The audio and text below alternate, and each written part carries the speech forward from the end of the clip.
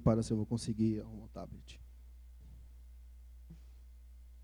Quem está feliz aqui nessa noite? Quantos não se envergonham realmente da presença do Senhor? Inclusive, pastor William, eu acho que o ministério do louvor pode continuar até o final, né? Não precisa de palavra. Amém?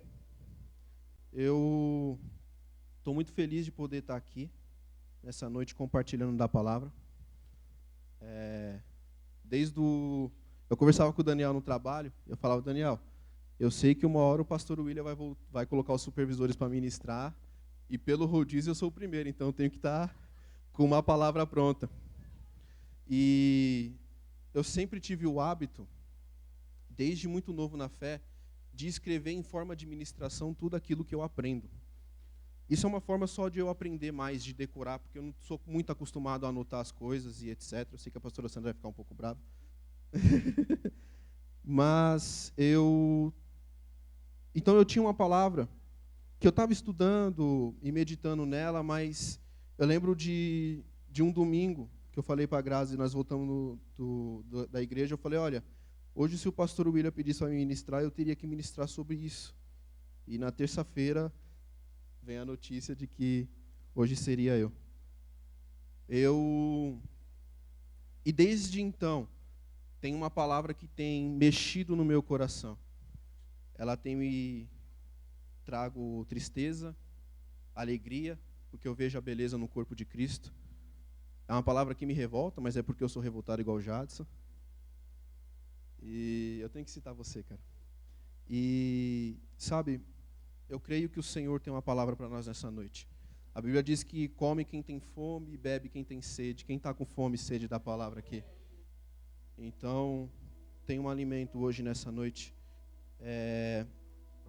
Eu queria fazer 2 orações. Na verdade, quero fazer 3 pedidos. O primeiro, eu quero pedir que vocês coloquem expectativa na palavra do Senhor.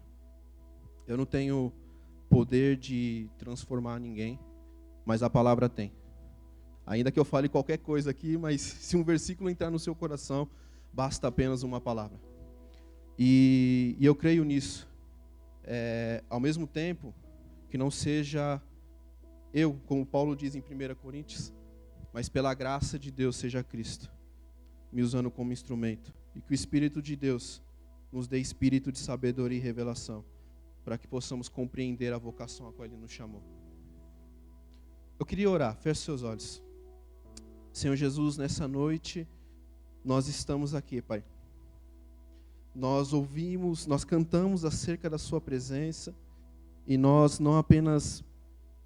ela não apenas está em nossos lábios, mas ela está em nosso coração, porque nós sentimos a Sua presença. Nós sabemos que o Senhor está aqui nessa noite, e nós sabemos que nesse momento de palavra o Senhor tem algo que o Senhor quer alinhar. Senhor Jesus, Espírito Santo de Deus, nessa noite eu apenas não quero te atrapalhar e deixar que você trabalhe. Senhor Jesus, nessa noite eu peço que o Senhor ministre os nossos corações. Pai, uma palavra será plantada, uma semente será jogada. Nós pedimos que ela produza bons frutos.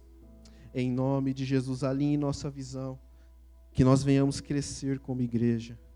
Em nome de Jesus, amém. Eu vou precisar da ajuda de vocês, porque sozinho eu não consigo fazer isso daqui. Eu queria que vocês repetissem uma frase comigo, pode ser? Repete comigo assim, a palavra desta noite é para todos aqueles que trabalham, se esforçam para manter a unidade no corpo de Cristo. Olha para a pessoa que está do seu lado e pergunta, ele está falando de você? Fala assim comigo, mas essa palavra também é para todos aqueles que tentam destruir o corpo de Cristo. Pergunta, e agora? Ele está falando com você?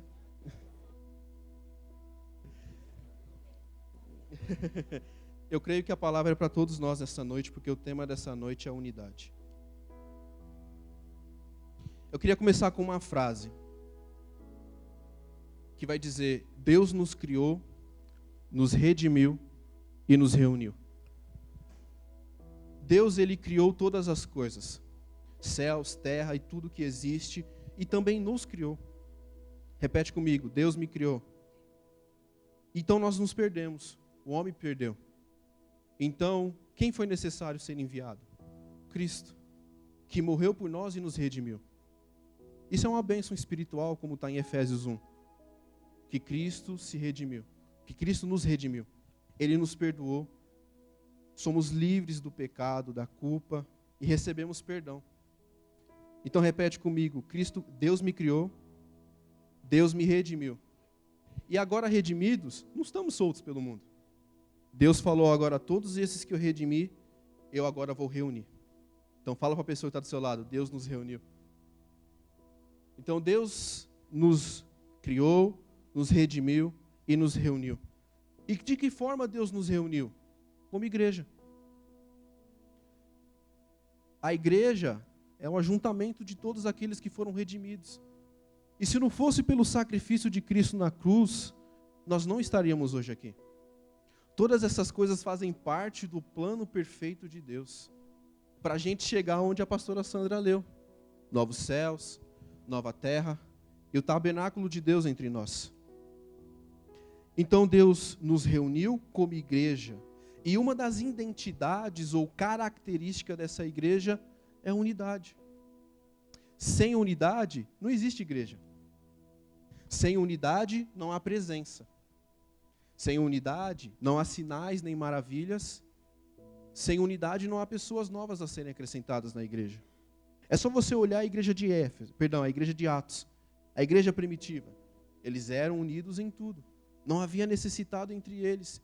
E a Bíblia vai dizer que sinais e maravilhas o acompanhavam. A Bíblia vai dizer que todos os dias alguém ia ser acrescentado. Nós falamos muito de avivamento. Sem unidade não existe avivamento.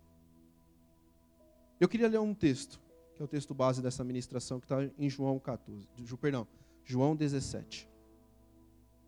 Eu estou sem Bíblia, estou precisando levar minhas Bíblias na Baita personalizadas. Já fiz o jabá, cara, depois eu ganhei uma promoção. E eu estou usando a Bíblia que eu comprei para a Grazi. Então, só para o Fernando, essa informação é para o Fernando, eu deveria ter passado antes, para avisar que eu estou usando a versão NVT, tá? João 17, do 20 ao 24, vai dizer assim, não te peço, Jesus está orando, não te peço por estes discípulos, mas também por todos que crerão em mim, por meio da mensagem dele. Jesus orou por nós, porque nós passamos a crer pela mensagem que foi transferida.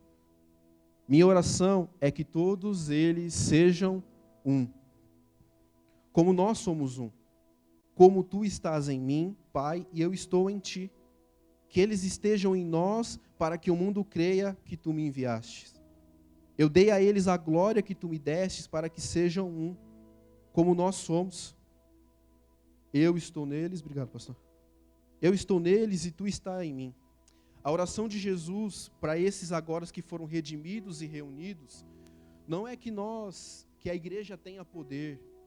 A oração de Cristo é que eles experimentem a unidade perfeita. Eu creio que nessa noite o Senhor quer nos alinhar com isso. Que eles experimentem a unidade perfeita, para que todo mundo saiba que tu me enviastes e que os ama tanto quanto me amas. Pai, quero que os que me deste estejam comigo onde estou. Então eles verão toda a glória que me deste, porque me amastes antes mesmo do princípio do mundo. Então olha só, a oração de Jesus é para que todos nós andassem em unidade, para que todos nós experimentassem a unidade perfeita. A oração de Jesus é para que todos nós sejamos um, como Ele e o Pai são. Eles também são um. E aí aquele Google rapidamente, o que é unidade? Unidade é o estado de estar junto, em harmonia, com o mesmo propósito, mesmo sendo pessoas diferentes. E aqui está uma coisa na unidade. Basta você olhar para a pessoa que está do seu lado. Ninguém é igual a você. Você é único. Já pensou ser que nem o Lucas? Corintiano ainda. E essa é a realidade da unidade. Você é único, mas ser único não é ser um. Não tem poder. Eu lembro da época, eu estava escrevendo isso daqui, e eu lembro na época que as lâminas da célula vinham em papelzinho do pastor Celso, era bem mais fácil ministrar a célula. E eu lembro de uma frase que tinha, e eu sempre guardei ela, que foi: não há poder em ser único, há poder em ser um. Quando o Senhor nos reúne, não significa ser todo mundo igual, significa andar na mesma direção. Resumindo, unidade é sermos um. Eu vou dar 2 exemplos de unidade. O primeiro deles é casamento. Eu tenho experimentado essa unidade. Olha só, a Bíblia vai dizer em Gênesis 2:24, por isso o homem deixa pai e mãe e se une à sua mulher. E a Bíblia diz que eles se tornam quantas carnes? Uma só carne. Na versão NVT vai dizer, e os dois se tornam um só. Eu casei com a Grazi, e eu tinha os meus sonhos, e ela tinha os sonhos dela. Eu lembro de um dia, numa estação, eu gravando um áudio para ela, contando de um sonho que eu sempre disse para mim que era bobo. E outro dia depois alguém disse alguma coisa sobre mim, e ela retrucou dizendo, olha, não, o Tiago no futuro vai ser isso. Eu não levei, nem eu estava levando a sério, porque ela ia levar. E aí quando eu cheguei nela depois, falei, poxa, gostei que você comentou, legal. Ela falou, porque o seu sonho também é meu. Ela faz faculdade, eu comecei a namorar com ela já estava na faculdade. Faculdade que não acaba. Tá que nem a do Enzo. Aí, cadê o Tele? Você entrou nessa, cara, você é maluco. E ela tá no último ano de faculdade. O Matheus, ele me deu uma letra. O Matheus falou, mano, o Matheus morou com ela. Vai ter dia que ela não vai querer falar. Então, eu chego nela e falo, gata, como foi a faculdade? A aula foi legal. Ela só tem 2 respostas. Foi legal ou foi chato? E aí, do nada, uma manhã qualquer, às vezes eu tô lendo a Bíblia, cara. Ela chega e fala, amor, lá do quarto eu escuto, amor, por que na faculdade aconteceu isso, isso, aquilo? E ela fica falando. E eu paro para escutar. Primeiro, porque eu sou o marido dela. E segundo, porque o sonho dela agora é meu também. Unidade é estarmos juntos no mesmo propósito. Eu lembro quando a gente voltou de viagem, a gente sentou no sofá para pagar a conta. Eu tinha fatura de crédito de um cartão de crédito, ela tinha fatura de um cartão de crédito. Cada um de nós tinha uma fatura. Depois que casamos, 2 faturas. Por quê? Porque na unidade os problemas também são nossos.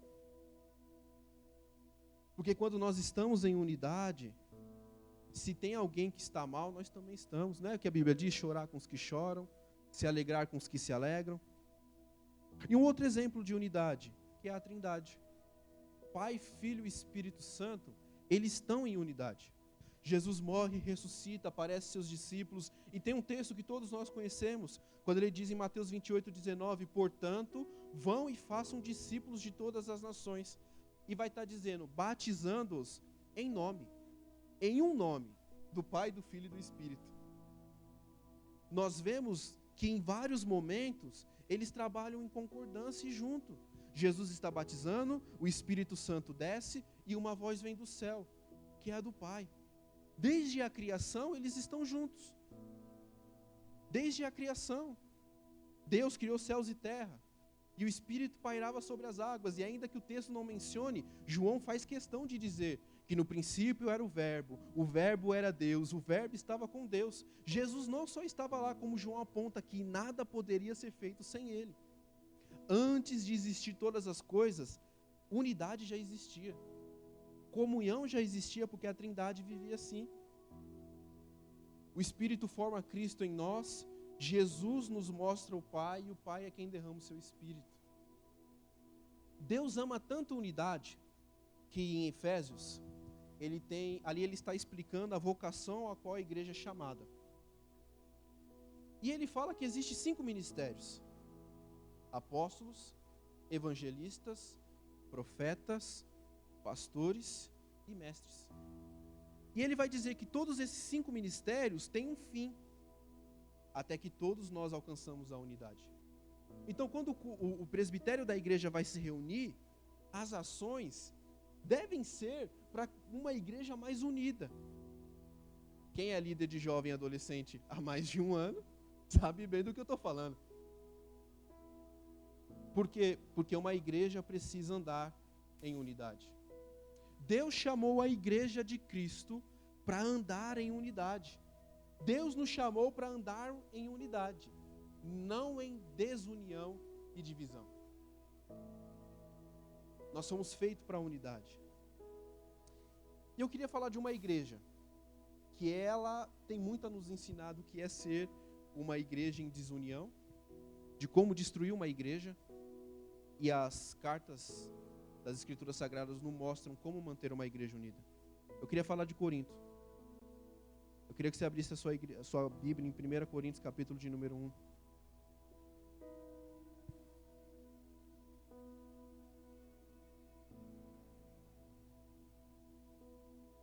Olha só para a gente entender o contexto. A igreja de Coríntios ela é fundada pelo apóstolo Paulo na sua segunda viagem missionária. Está em Atos 18, do 1 ao 8. Era uma cidade muito movimentada. Ao mesmo tempo, era uma cidade rica, grande e de muito conhecimento. Ela era um centro artístico, filosófico e religioso. Ela era uma igreja cheia de dons. Se achava muito talento em Corinto. Eu acredito que o ministério do louvor deles era todo final de semana, todo culto alguém diferente, porque tinha muitos dons. Não é à toa que Paulo gasta 3 capítulos falando de dons. Especialmente o capítulo 12 e o 14. Ao mesmo tempo que é uma igreja tão talentosa, é uma igreja que está em desordem, afundada no pecado como imoralidade sexual, orgulho, brigas e divisões. E aí Paulo chega nessa igreja, e como os relatos dessa igreja chegou a Paulo? Alguns que menciona da casa de Cloe, que provavelmente era o irmão, eu imagino que era um grupo, uma irmã, né, que se reunia, e eles estavam indignados com as coisas que aconteceram em Corinto. Então eles levaram para Paulo. E aí Paulo vai começar assim, no verso de número 10. Eu vou ler na Nova Almeida Atualizada, que está mais está mais próximo daquilo que eu quero dizer. Irmãos, pelo nome do nosso Senhor Jesus Cristo, peço que todos estejam de acordo naquilo que falam e que não haja divisão entre vocês, porque ele ouviu falar que o povo estava em divisão. E ele vai dizer, pelo contrário, que vocês sejam unidos no mesmo modo de pensar e no mesmo propósito. Unidade, como eu falei, é todos nós juntos em um só propósito. Mas existe uma frase aqui que ela mexe comigo. Repete comigo, unidos no mesmo modo de pensar. Unidade também é ter o mesmo modo de pensar. E a primeira vez que eu vi isso, eu falei, Paulo, impossível. Se a gente combinar aqui agora, no final do culto, vamos pintar a igreja, vai ter briga. Vai ter gente que vai ficar chateada porque não pintou na cor que queria. Porque é impossível nós termos o mesmo modo de pensar. Por exemplo, estruturaram a igreja, ficou bonito. Quando eu entrei, eu sempre falo, tinha 2 placas, sal e luz. Aqui. Eu lembro que foi um culto, se eu não me engano, foi um culto de manhã que, assim que nós chegamos, nossa, que igreja bonita, mas está maior cheiro de tinta. E aí começaram a reclamar do calor. Realmente está fazendo calor, vamos ser sinceros. Né, Rafa? Cadê o Rafa? E aí nós celebramos que compraram o ar-condicionado. Eu te garanto que vão reclamar do ar-condicionado também. Ar-condicionado está gelado demais. Hoje não era dia para ligar ar-condicionado. Está muito frio na igreja. E talvez foi a mesma pessoa que reclamou que estava calor. Porque é impossível nós termos o mesmo modo de pensar. Mas eu acredito numa coisa. Se está na Bíblia, é possível. E o que é ter o mesmo modo de pensar? Eu quero dar 2 exemplos. Eu quero dar um exemplo de uma oração, mas antes eu quero dar um exemplo histórico. No ano de 1700, a gente passou Reforma Protestante, Guerra dos 30 anos entre católicos e protestantes. E com o fim da Guerra dos 30 anos, os reinos passaram a ter religião. Então, por exemplo, se Roma era católico, o povo era obrigado a ser católico. Por exemplo, é o que eu acredito a última vez que eu vi há uns anos atrás, a religião oficial do Reino Unido é a Igreja Anglicana. Então era algo mais ou menos assim. E quando você quando você tem uma ideia diferente, você era taxado como um herege ou como um rebelde. E naquela época havia um grupo que era seguidor de um pré-reformador chamado John Huss, os russistas. A Grazi pediu para não fazer essa piada, mas não confunda com racista. É russistas. Ela falou que é muito ruim, realmente é. E quando eles chegam numa cidade na Alemanha, aquela cidade tinha um dono, que era um cara rico, um nobre chamado conde. Ele tinha um título de um conde. O nome dele era Nikolaus Zinzendorf, ou Conde Zinzendorf, como ele ficou conhecido. E conforme foram passando os anos, aquele povo, aí o que ele fez? Ele deu aquela terra para aquele pessoal, que eles fizeram uma vila, e eles deram o nome de Reinhert naquele lugar. E aquilo se tornou um lugar de refugiados. Então começou a vir gente de diversos tipos de denominação cristã. E parece bonito, mas isso gerou problema. Porque nós tínhamos racistas, nós tínhamos pietistas, nós tínhamos calvinismo e arminiano no seu auge, e nós tínhamos luteranos. As histórias contam que aquele lugar ficou conhecido primeiramente como um lugar de divisão. Dizia que quando uns faziam o culto, outros iam protestar na porta. Os cultos eram interrompidos. Aí começaram a criticar Nikolaus Zinzendorf, falando que ele não tinha muito controle, não podia usar relógio, né? Não tem pulso. E aí ele resolveu pregar o evangelho para aquele pessoal e pregar a importância da unidade no corpo. E ele fez um acordo, que se eu não me engano ficou chamado de Acordo Fraternal de Reinhert. E esse acordo, que é uma lei, porque ele era dono, era tipo assim, vamos fazer assim, mas se você não fizer, como é, Matheus? Para lá. Agora, e o que dizia esse acordo? Não focar no que nos separa, mas naquilo que nos une. É isso que é ter o mesmo modo de pensar. Eu vou lembrar de um outro momento. Nós estávamos na célula, e eu lembro que aquele dia minha mãe chegou para mim e falou: filho, a oração dessa célula estremeceu aqui em casa. E eu lembro que a Júlia levantou e falou: gente, vamos se colocar de pé. Eu acredito que todos nós podemos fazer uma oração. E eu lembro na sequência que orou, foi a Júlia, o Lucas, o Teles, eu e a Fabi. E eu lembro que a Júlia disse uma frase na oração. Eu acredito que tenha sido ela, porque quando chegou no Teles, eu já estava quebrado nessa frase. A Fabi orou depois de mim. Só sobrou 2 pessoas, a Júlia e o Lucas. E se eu falar que foi o Lucas, você vai dizer, não é possível. Ele não tem tanta fé assim. Mas eu lembro que a oração era mais ou menos assim: Jesus, não há outra coisa que reuniria nós 5 nessa tarde, senão Cristo. Não tem nada que reuniria nós todos aqui nessa noite, senão Cristo. É Cristo que nos reuniu nessa noite. O que é ter o mesmo modo de pensar? O mesmo modo de pensar é ter a mesma ideia central, que é Cristo. É quando nós deixamos os nossos interesses de canto para buscar os interesses de Cristo. Em uma reunião é assim que deve ser.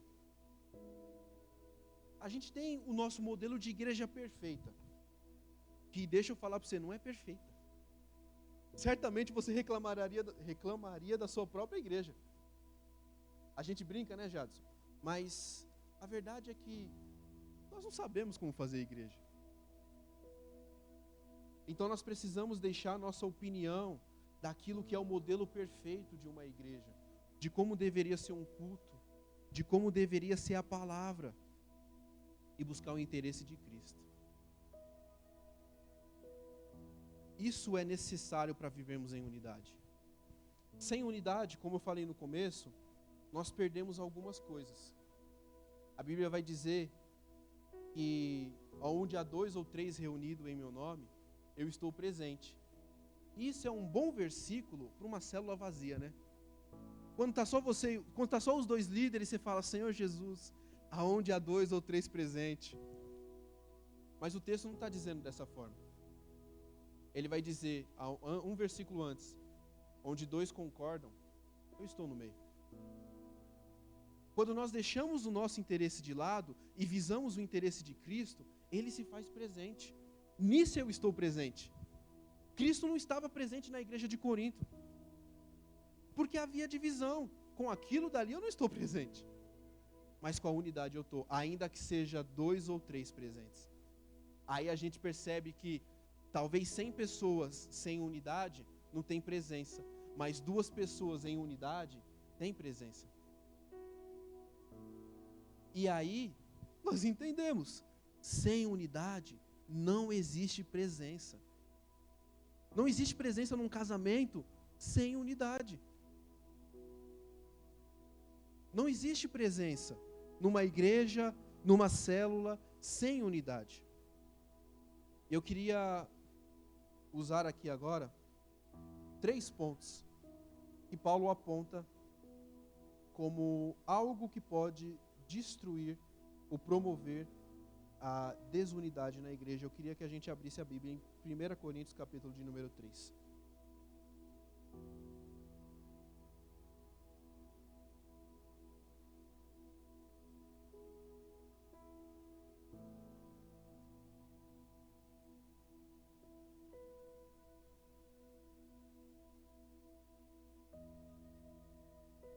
O texto vai dizer assim: irmãos, quando estive com vocês, não pude lhe falar como a pessoas espirituais, mas como se pertencesse a este mundo, ou fossem criancinhas em Cristo.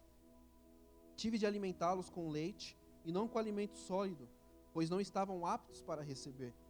E ainda não estão, porque ainda são controlados por sua natureza humana. Têm ciúmes uns dos outros, discutem e brigam entre si. Acaso isso não mostra que são controlados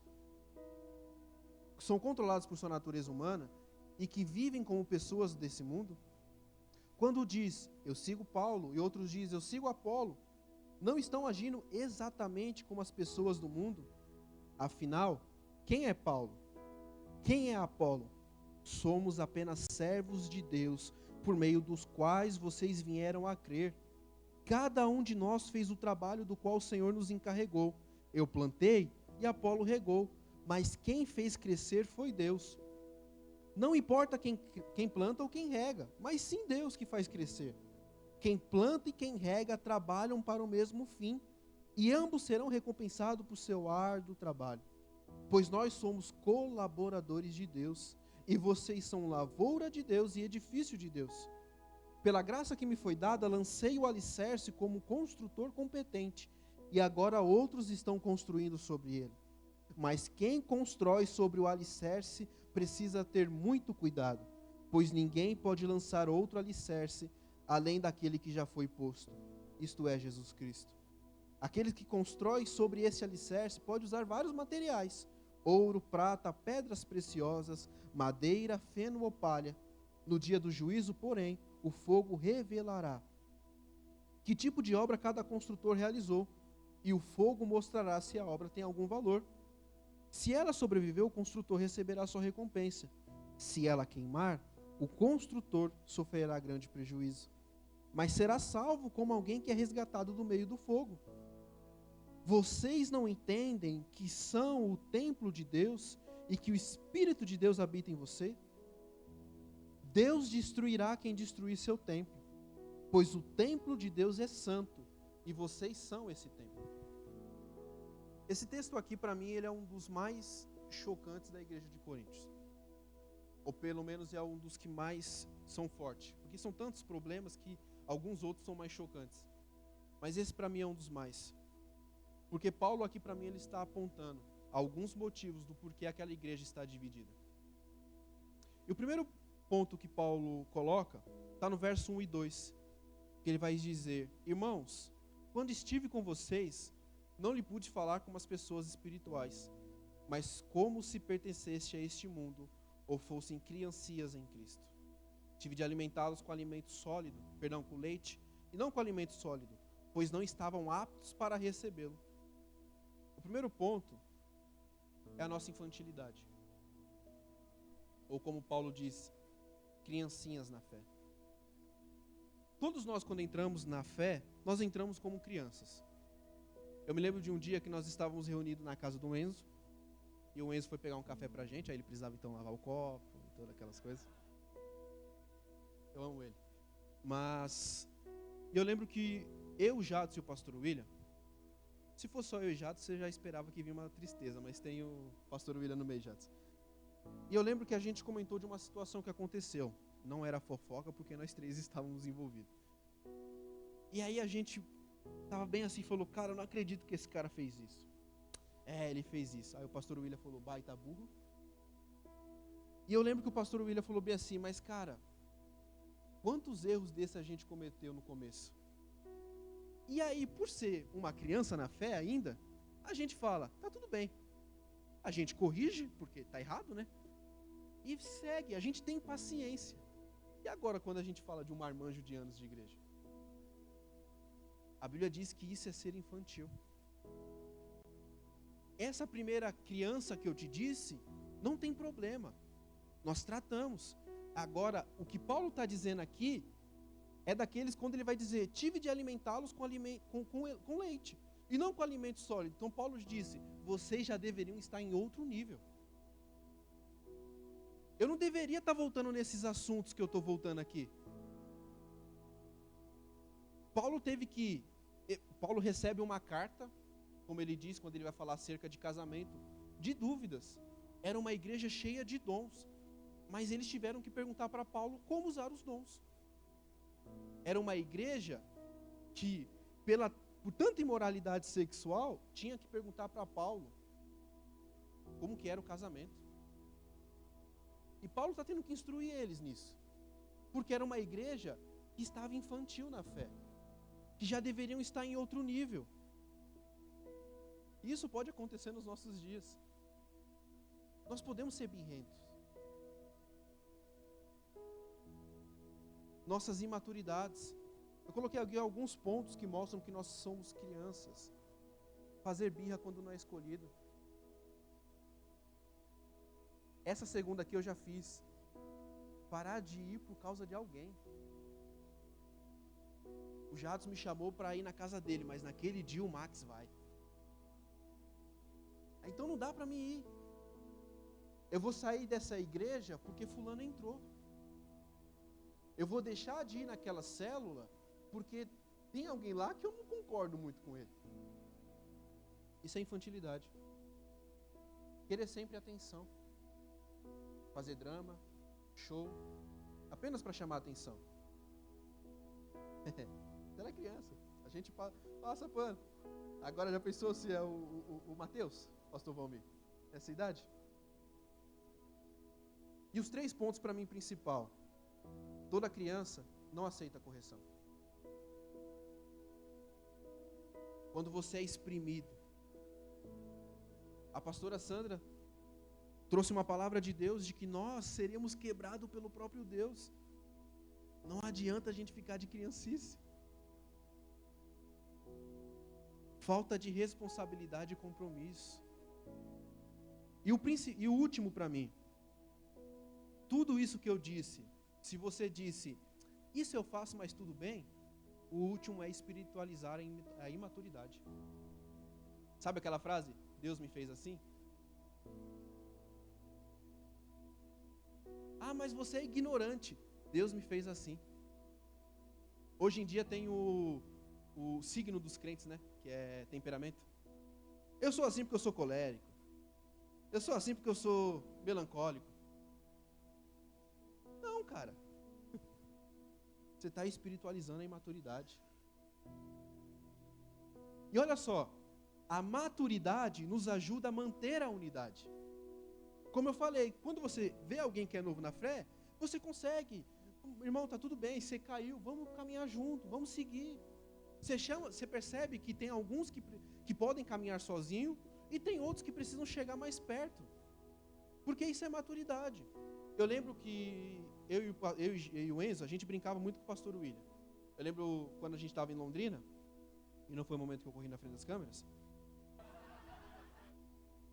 Você parou para pensar que ele vai ser meu marido? Caramba, cara. Mas, sabe, eu lembro que um pastor, que eu não vou lembrar o nome, ele ministrou acerca de Nínive, e ele falou bem assim, como tem gente que é Nínive na nossa vida. A Nínive é a cidade onde Jonas prega. E essas pessoas, ou seja, pessoas que são difíceis. E eu lembro que eu e o Enzo chegou no final do culto, Pastor William, desculpa ser Nínive na sua vida. E aí eu lembro que um dia o Max chegou. E eu e o Enzo, a gente começou a brincar, Pastor William, você chamava a gente para tomar café, agora é o Max que está aqui todo final de semana. Eu lembro que ele dizia, hoje o Max é quem precisa de mais atenção. Essa maturidade ajuda a construir unidade. E a unidade nos ajuda a nos tornar mais maduros na fé. Tantas coisas que a gente aprende entre o povo de Deus, que nos ajuda a ser mais maduros. Olha só, 1 Coríntios 3, vem outra situação. Porque ainda são controlados por sua natureza humana. Têm ciúmes uns dos outros, discutem e brigam entre si. Acaso isso não mostra que são controlados por sua natureza humana e que vivem como pessoas desse mundo? O outro ponto, que é o segundo, são os desentendimentos. Levanta a mão aqui. Você entende bem, né? Quem aqui tem anos de igreja? Mais de um ano de igreja. Permanece com a mão levantada. Quem já teve problema com alguém? Aí, ó. Mas deixa eu falar. Mas deixa eu falar. Que bom que você falou isso, Michel. Que eu ia usar isso como exemplo, mas eu não ia citar. Me deu base, obrigado. Mas deixa eu falar. Cara, é comum ter desentendimento entre nós. E na igreja de Corinto tinha. Só que no capítulo 6, Paulo vai dizer que eles chegaram a ações judiciais. Eu imagino Paulo envergonhado quando ele escreve, não tem ninguém que pode resolver isso daí? Quando existe uma briga que é levado para fora da igreja, a igreja perdeu. Se eu e o pastor William brigar e a gente fosse resolver aqui no cartório, deixa eu dizer, a comunidade Vida Nova perdeu. Não é possível que não tem ninguém que pode resolver esse problema. E aí eu queria usar eu não quero usar Coríntios, eu quero usar um outro exemplo. É Filipenses capítulo de número 4. No verso de número 2, Paulo vai dizer, agora suplico a Evódia e Sintique, tendo em vista que estão no Senhor, resolva seu desentendimento. Trouxeram para Paulo problemas da igreja de Filipe, que são poucos, porque é uma igreja que não é conhecida por tanta correção. E aí Paulo escuta falar que havia duas mulheres na igreja, jovens, senhoras, não sei, Evódia e Sintique, que estavam tendo uma briga tão grande, um desentendimento tão grande, que isso chegou em Paulo, e além de chegar em Paulo, estava promovendo divisão na igreja. E aí, quando duas pessoas brigam, a Bíblia nos aponta apenas um caminho. Paulo não diz para elas, vai cada um para o seu canto. Também não diz para serem melhores amigas. Paulo diz apenas uma coisa, resolva o desentendimento de vocês. Na unidade, é normal ter briga, mas tem que ter solução. Eu lembro de um dia, no Nico, primeiro Nico meu como obreiro, teve um momento final e começou a chover. E um pé d'água muito forte. E a gente começou a correr para pegar as coisas. Eu lembro de um irmão, que eu não vou dizer que foi o Jadson, que ele chegou e me empurrou para o meio da chuva e ficou no coberto.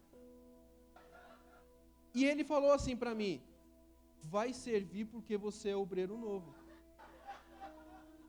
E aí eu fui, puxei ele de volta, eu puxei ele de volta e falei, vamos nós dois. Mas ele foi, bravo, mas foi.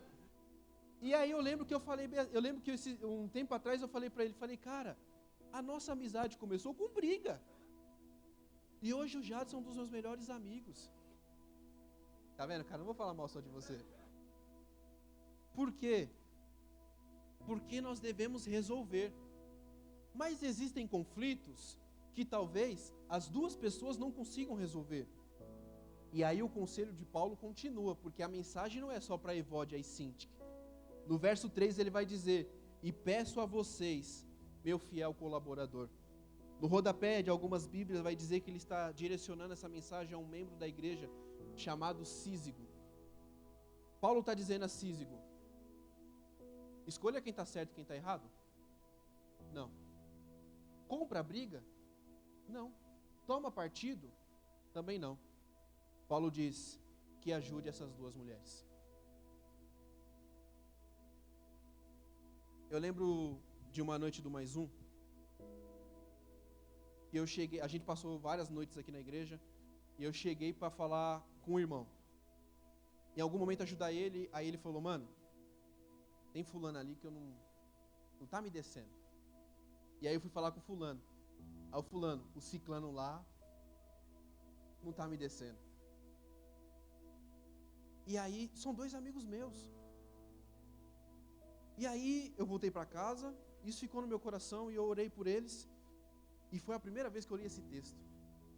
Então eu vi cheio de base. Falei, na noite do Mais Um não vou fazer isso, porque é a noite do Mais Um. Mas no culto de domingo eu vou puxar os dois e vou lá no pastor William. E vou falar, os dois estão brigando, se vira.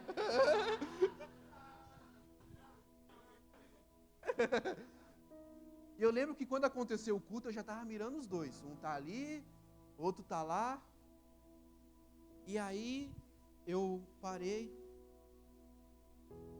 perdi eles de vista, e quando eu vi, eles já estavam no pastor William. E hoje os dois se descem. Sabe por quê? Porque é necessário eles se acertarem. Na unidade, sempre haverá reconciliação. Na unidade é necessário andarmos em reconciliação. E para cízigos como nós, que não estamos na briga, nós não compramos partido. Nós não compramos briga, nós não tomamos partido. Eu me lembro quando eu trabalhava no meu primeiro emprego, e a gente tinha lá o nosso grupo, que era a nossa equipe, e tinha uma menina que ela arrumava briga com todo mundo. E aí eu lembro de um dia que ela estava com a cara fechada, eu cheguei e falei, meu, o que aconteceu? Ela, você estava falando com fulana, e estava falando que eu briguei. Eu falei, mano, eu fazia isso na quinta série, quando brigava com meu melhor amigo, e eu falava, agora que o Max brigou com o Teles, e eu sou amigo do Teles, o Max vai para lá. Mas não é assim que funciona. Um dia, a Grazi veio comentar que uma amiga magoou ela. Eu falei, gata, você está com razão. Mas não desiste dela. Por quê? Porque ela é sua amiga. Quando um casamento está em crise e alguém vem aconselhar, nunca você deve apontar o caminho do divórcio. Você deve apontar o caminho da reconciliação. Nós somos do ministério da reconciliação. Fomos reconciliados com o Pai através do sacrifício de Cristo. O muro da inimizade que existia entre nós foi derrubado. Nós fomos reconciliados uns com os outros. Nós levamos outras pessoas para se reconciliar com Cristo. E nós levamos pessoas a se reconciliar entre elas. Unidade e reconciliação estão juntos. Porque nós só estamos em unidade porque Cristo nos reconciliou. Quem brigou deve se reconciliar. E quem sabe da briga. Então vou dar uma missão agora para você. Se alguém comentar que brigou com alguém, você tem a obrigação de apontar o caminho da reconciliação. Porque crente não compra briga e nem toma partido. Para vivermos em unidade é necessário reconciliação. Pois nós somos colaboradores de Deus, verso 9. E vocês são lavoura de Deus e edifício. Todos nós somos companheiros. Nenhum de nós somos inimigos. Um dia, e nem rivais. Um dia a gente foi fazer reunião na casa do pastor Celso, na verdade confraternização, né? E eu cheguei, o Rodrigo estava lá. O Rodrigo está ali. E aí o Rodrigo vem todo contente. Ó, estou aprendendo a tocar baixo. E aí ele falou, eu pedi ajuda para o Mateus. Eu falei, mas é isso. Porque se quando o Rodrigo conta para o Mateus que ele vai tocar baixo, o Mateus não tem que dizer, não. Porque esse lugar é meu, não é. Eu vejo o Joe e o Nicolas tocando de bateria, um ajudando o outro. É isso, vocês não são rivais. Vocês são cooperadores de Cristo.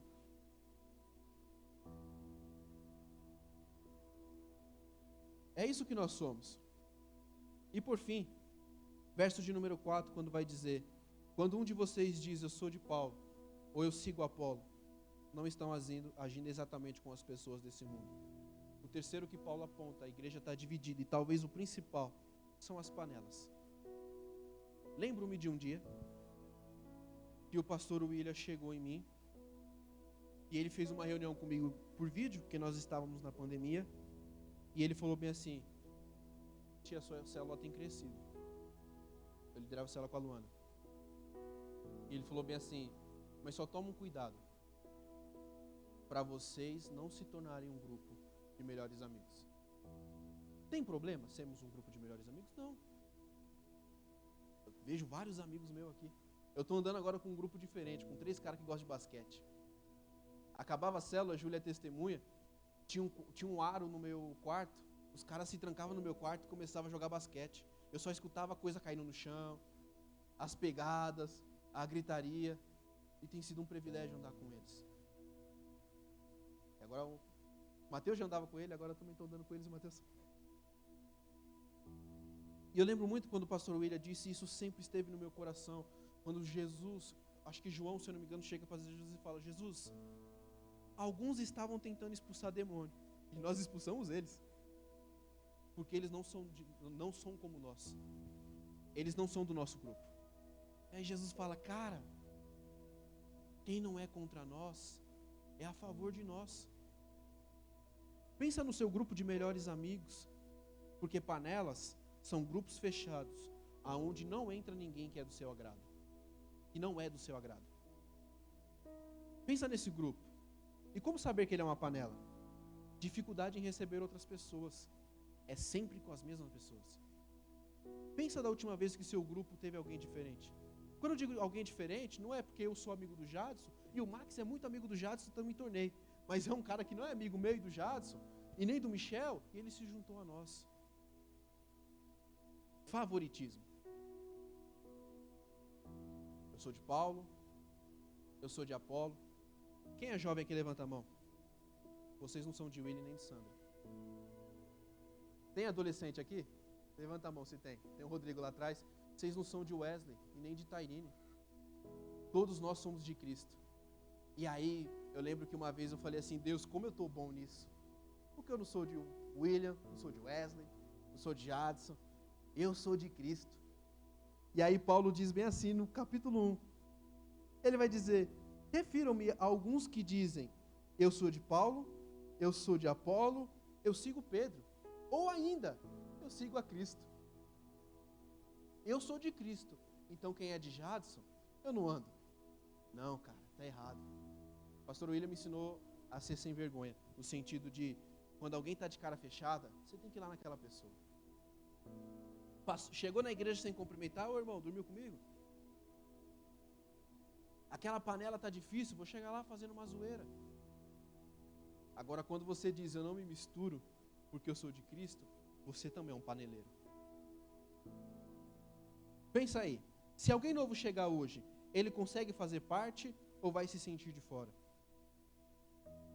Diante dessas perguntas, desses 3 pontos, nossas infantilidades, desentendimento e grupos, pensa aí, você tem mantido a unidade no corpo de Cristo ou você tem destruído?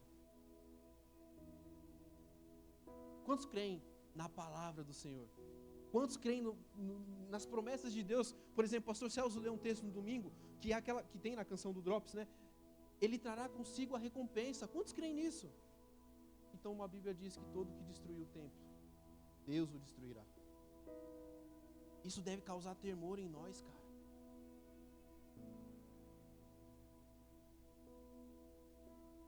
Quando eu escrevia isso, nos últimos dias me veio uma pergunta no meu coração. Hoje eu estava mostrando, todo aniversário da Luana eu faço questão de postar uma foto bem feia de nós dois. E aí eu estava vendo as fotos antigas de célula, e eu vi, e é bom que eu estou vendo a Cris aqui, eu vi a foto da minha primeira célula.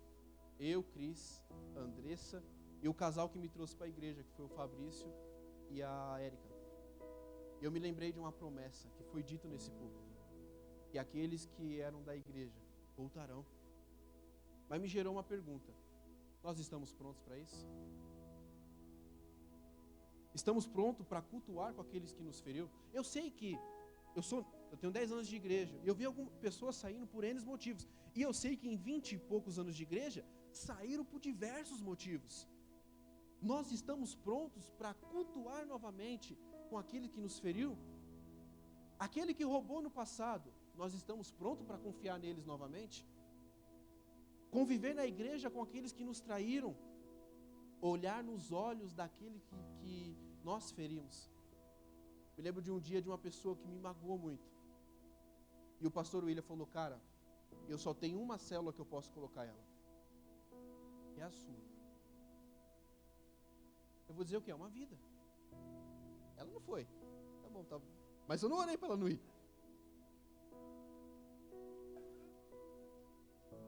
A gente vê a parábola do filho pródigo. A pergunta hoje não é para os filhos pródigos. Nós seremos o pai que receberemos de braço aberto, ou o filho mais velho que não quis participar da festa? Com birras, com raiva.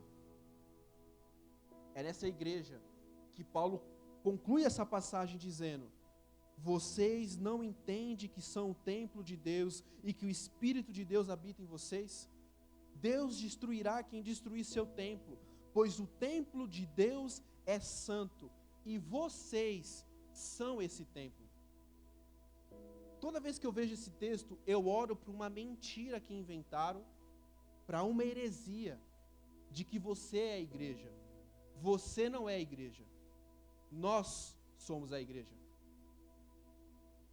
Inventaram, eu lembro que tinha uma época, eu trabalhei num lugar que muitas frases eram faladas como Deus sim, igreja não. Ou eu não preciso ir para a igreja, porque eu sou a igreja. Mentira do inferno que inventaram para você. Sozinho você não é igreja. Você precisa da pessoa que está do seu lado para se tornar igreja. Eu quero chamar o Ministério de Louvor. Enquanto isso eu quero contar uma história. Nós começamos a fazer célula online. E aí o Cauã fez célula antes de começar, naquela pergunta: como que está a sua semana? E aí ele falou bem assim: cara, de vez em quando eu me sinto um lobo solitário. E aí o Lucas, ele está tomando meu papel de fazer discórdia, mano. Ele liga o microfone e fala: qual é, cara? Me diz, por que você não quer ser um lobo solitário? Ele foi muito genuíno, porque ele retrucou dizendo: porque eu quero fazer parte da Alcateia. A primeira coisa que a gente falou: toma, trouxa, quer falar? Mas eu lembro que eu e o Mateus ficou encantado e a gente falou: mano, não precisa mais ter célula. Porque é uma verdade, nós precisamos estar juntos da Alcateia. Você não foi feito para ser um lobo solitário. Deus criou todas as coisas, e todas as coisas que Deus criou, a Bíblia diz que ao final do dia, Ele viu que era bom. Deus criou céus e terra, é bom. Deus criou o universo, é bom. Deus criou o homem, é muito bom. Mas um dia Deus, eu creio eu, está olhando do céu e Ele vê Adão sozinho e Ele fala: não é bom. Não é bom que o homem esteja só. Você não foi feito para andar sozinho. Você precisa estar em unidade. Você precisa da pessoa que está do seu lado. Salomão um dia está denominando tudo aquilo que é vaidade debaixo do céu. E aí ele vai dizer: eu vi outra coisa que é vaidade. Um homem só. É vaidade, querer viver uma vida sozinho. É muito bom você ter seus momentos de solitude, de você estar sozinho, de você buscar pela presença. Mas caminhar sozinho, você não foi feito para isso. Você não é igreja. Nós somos igreja. Não ache que se você abrir a Bíblia e cantar 3 louvores sozinho na sua casa, pregar uma palavra para si mesmo, você está sendo igreja. Você não está sendo igreja. Agora, se você está sentado numa mesa com outra pessoa e coloca um louvor e ministram um coração do outro, vocês estão sendo igreja. Porque igreja você não é sozinho. Eu queria perguntar de novo: você tem cooperado para manter a unidade no corpo ou a desunião no corpo de Cristo? eu preciso dizer que com unidade, a gente viu, eu vou contar, o Michel ele é muito fã desse grupo, mas quando eu disse da história de Nikolaus Zinzendorf, aquela história que eu contei, de 1700, você sabe o que acontece depois da unidade, desse acordo fraternal? Eles começam a fazer festas para celebrar que eles estão em unidade. E um dia, num momento de oração, relatos dizem que eles sentiram um toque místico da presença do Senhor, num culto, numa oração pós-ceia. E eles permaneceram orando, e ali foi pela primeira vez registrado na história a oração 24/7, 24 horas por 7 dias da semana. Depois de um tempo, esse grupo descobriu que havia muitos lugares, como a África, que precisava de missões, então eles se tornaram um grupo de missões, de intercessão e missão. Eles moravam na Morávia, conhecido como os moravianos. Avivamento só acontece quando há unidade. Por quê? Porque a igreja é o instrumento de Deus para transformar. Eu creio que Deus pode transformar o Vila Marcelo. Ele pode transformar Parelheiros. Mas como que Ele vai fazer isso? Usando a igreja. Efésios 3:10, agora é por intermédio da igreja. Mas uma igreja unida. Eu queria convidar a gente a ficar de pé.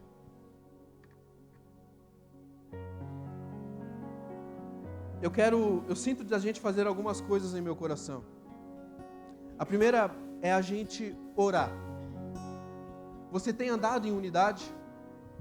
E agora eu não estou só me referindo à igreja, mas talvez no seu casamento, mas talvez na sua família, porque família também é um exemplo de unidade. Sabe por quê? Porque Paulo vai dizer em Efésios que nós somos, a igreja é uma morada para o Espírito, uma noiva para o Pai e uma família para Deus. Nessa noite o que está reunido é a família de Deus. Você tem andado em unidade ou em desunião? Você está deslocado do corpo de Cristo? Eu quero te convidar a orar, pedindo perdão para Deus. E nós precisamos praticar a reconciliação. Se há alguém aqui nessa noite que você tem um problema, eu te aconselho a buscar essa pessoa hoje e praticarem a reconciliação. Se há alguém que não está aqui, que talvez nem da igreja seja, talvez hoje você brigou com seu marido, com seu filho, com seu amigo, se reconcilie com ele. Essa é a primeira coisa que nós vamos fazer no momento, enquanto o Ministério de Louvor canta uma canção.